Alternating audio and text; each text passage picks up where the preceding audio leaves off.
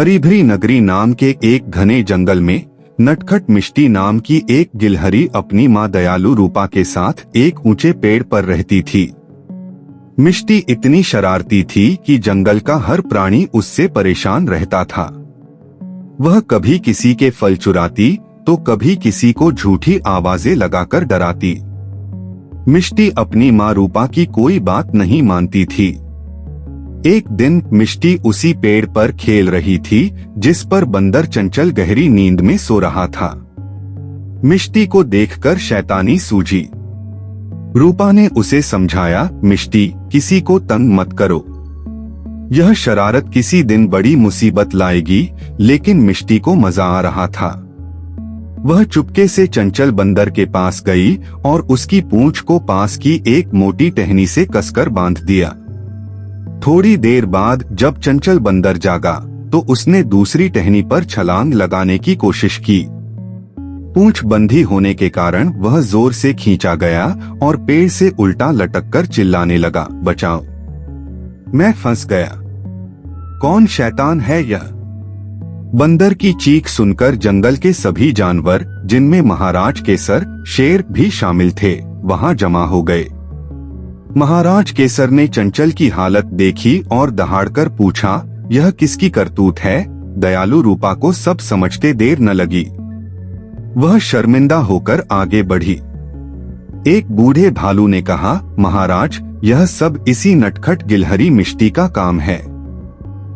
वह रोज किसी न किसी को परेशान करती है। महाराज केसर क्रोधित हुए और उन्होंने रूपा से कहा, रूपा, तुम्हारी बेटी की शरारत अब बर्दाश्त नहीं होगी। अगर ऐसी शरारत दोबारा हुई तो मैं तुम्हें इस पेड़ पर रहने का अधिकार नहीं दूंगा। याद रखना, यह आखिरी चेतावनी है। रूपा ने तुरंत चंचल बंदर की पूंछ खोली और मिष्टी को कसकर डांटा। मिष्टी को पहली बार डर लगा। कुछ दिनों बाद रूपा को जंगल से बाहर एक जरूरी काम से जाना पड़ा। जाते समय उसने अपने पड़ोसी कौवा चतुर से मिष्टी का ध्यान रखने को कहा।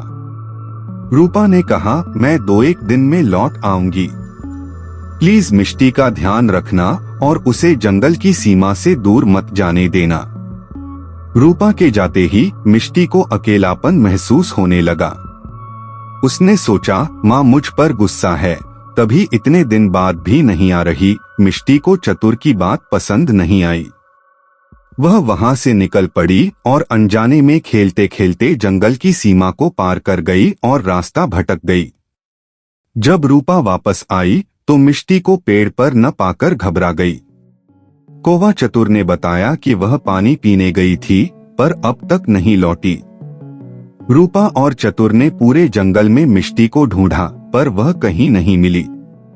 तभी चतुर ने आसमान में एक विशाल और शिकारी बाज को उड़ते देखा।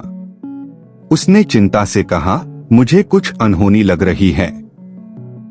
देखो, वह बाज उसी दिशा में मंडरा रहा है जहां मिष्टी गई थी। रूपा घबरा गई, कहीं बाज की नजर मेरी मिष्टी पर न पड़ गई हो।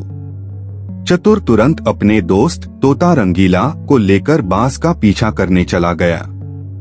उन्होंने देखा कि बाज मिष्टी के ऊपर चक्कर लगा रहा था। इतने में बाज ने एक तेजी से गोता लगाया और मिष्टी को अपने नुकीले पंजों में दबोच लिया। मिष्टी डर के मारे चीख पड़ी। यह देखते ही कौवा चतुर और तोता रंगीला ने हिम्मत दिखाई। उन्होंने तुरंत बाज की ओर उड़ान भरी और अपनी चोंच से बाज पर लगातार वार करने लगे। बहादुर दोस्तों के इस हमले से बाज घबरा गया और उसके पंजों से मिष्टी छूट गई। मिष्टी नीचे जमीन की ओर गिरने लगी। जंगल के अन्य जानवर जो कौवा चतुर के बताने पर पीछे आ गए थे, उन्होंने तुरंत झाड़ियां और पत्तियां इकट्ठी करके घास और पत्तों का एक नरम जाल नीचे बिछा दिया।